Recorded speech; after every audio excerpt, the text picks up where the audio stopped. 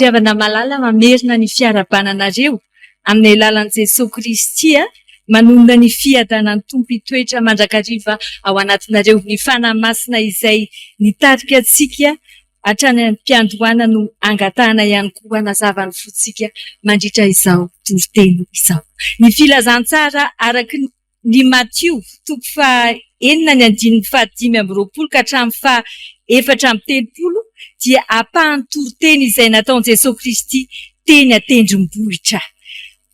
Tao anatin'izany toriteny nataon'i Jesosy Kristy izany dia avako malala no nilazany ny momba ny amin'izany hoe fanjakan'Andriamanitra izany na hoe ny fanjakan'ny lanitra. Nanao an'izany toriteny izany Jesosy Kristy satria dia diso fihevitra tanteraka ny jiosy ny amin'ny fahalalany momba ny fanjakan'Andriamanitra. Ity toriteny ity no nanitsiny Jesosy ny fihevitra izy ireo ka nitondran'i Jesosy hoe ohatry ny ahoana marina izany fanjakan'Andriamanitra izany. Ohatry ny ahoana ny lalana makany amin'izany fanjakan'Andriamanitra izany. Ary ohatry ny ahoana ny toe-panahin'ny olona miaina sahady ao anatin'izany fanjakan'ny lanitra izany. Ity perikopy ity indrindra no hitondrana amintsika ny toetry ny zanaky ny fanjakan'ny lanitra. Andeha ry havana jerentsika no hoe mijoroa amin'ny finoana fa zanaky ny fanjakan'ny lanitra ianao. Mijoroa amin'ny finoana fa zanaky ny fanjakan'ny lanitra ianao. Voalohany aza mikatsaka ny zavatry ny nofo. Mijoroa amin'ny finoana fa zanaky ny fanjakan'ny lanitra ianao dia aza mikatsaka ny zavatry ny nofo. Vakiko aminao ny eo amin'ny 5:20 manao hoe ary noho izany dia lazaiko aminareo hoe aza manay ny amin'ny ainareo ny izay hoaninareo na izay hosotroinareo na ny amin'ny tenanareo dia izay hotafianareo. Dia eny amin'ny 1:30 ihany koa hoe aza manay ianareo ka manao hoe inona no hoaninay, inona no hosotroinay na inona no hotafianay. Rehefa mihaino an'izany tenin'Andriamanitra izany sika ry havana dia miasa saina mafy amin'ireo lafiny zavatra telo ireo isika zanak'olombelona. Ny izay hoanina, ny izay hosotroina, iny na izay hotafiana ihany koa.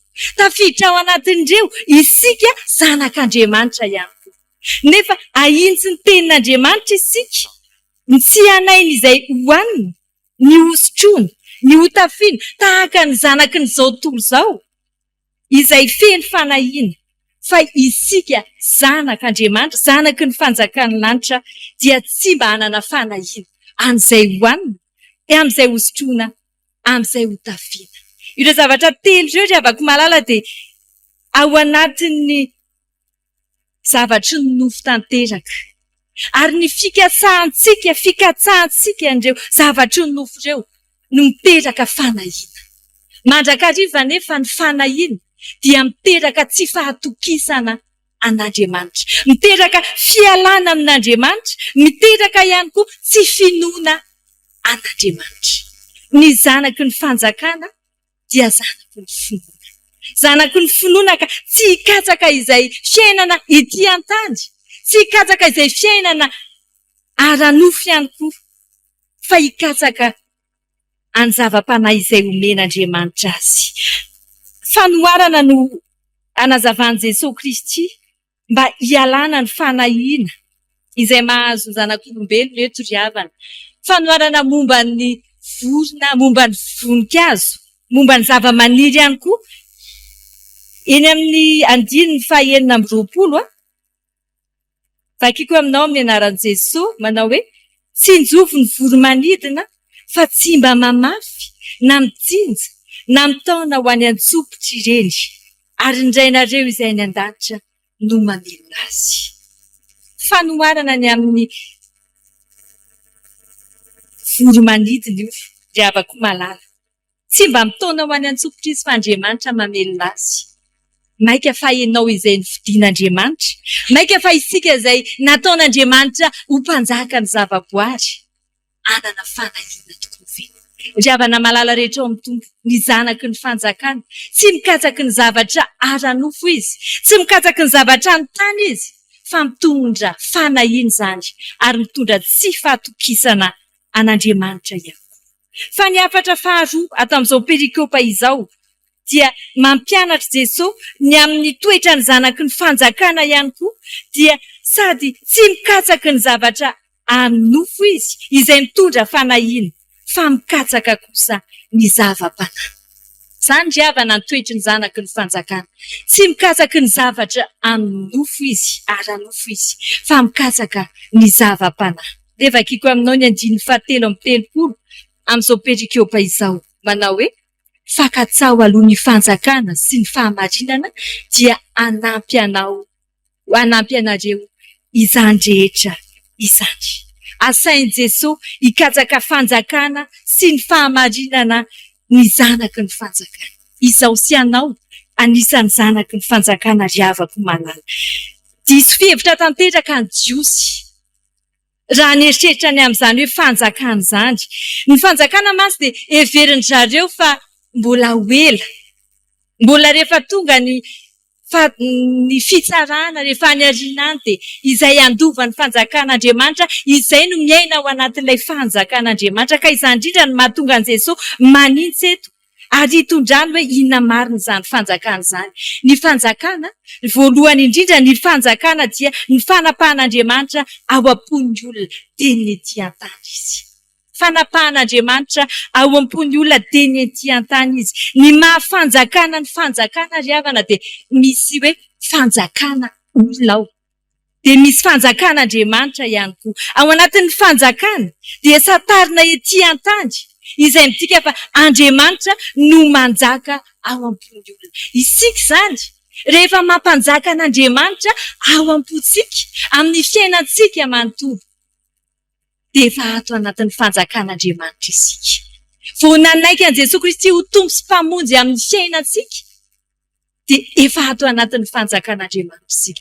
Aza miandry fotoana ela hoe afaka firy-taona any vao ahita an'izany fanjakan'Andriamanitra izany, fa afaka misitraka izany teny izao isika riavako malala amin'ny alalan'ny fanekentsika an'Andriamanitra ho tompo sy mpamonjy ny fiainantsika. Fa ao anatin'izany fanjakana izany ihany koa riavako izay teneny tenin'Andriamanitra hoe mba katsao.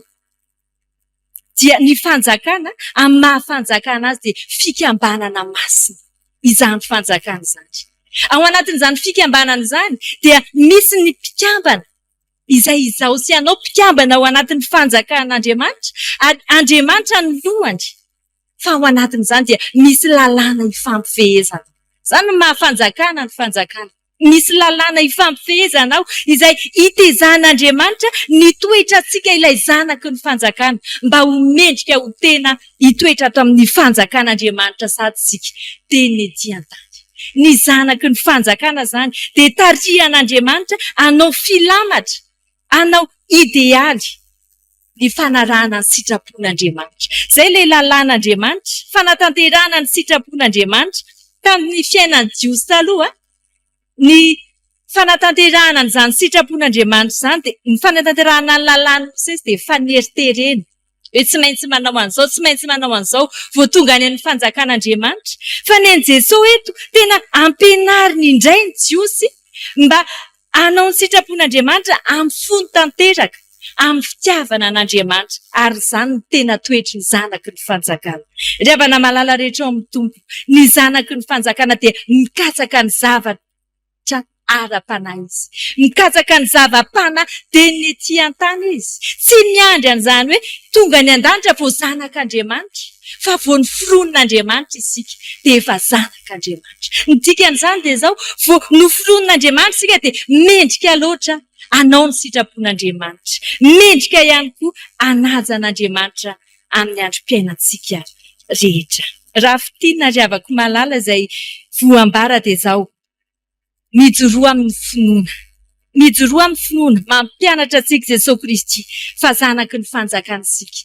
Efa zanaky ny fanjakana isika, zanak'Andriamanitra ihany koa. Ny toetra ny zanak'Andriamanitra dia izy ilay tsy mba mikatsaka ny zavatry ny ara-nofo izay mahatonga fanahiny. Fa ny toetry ny zanak'Andriamanitra dia izy ilay mikatsaky ny zavatra ara-panamandrakarivo ary iaina ny sahady izany mahazanaky ny fanjakana azy zany dia ny ety tany.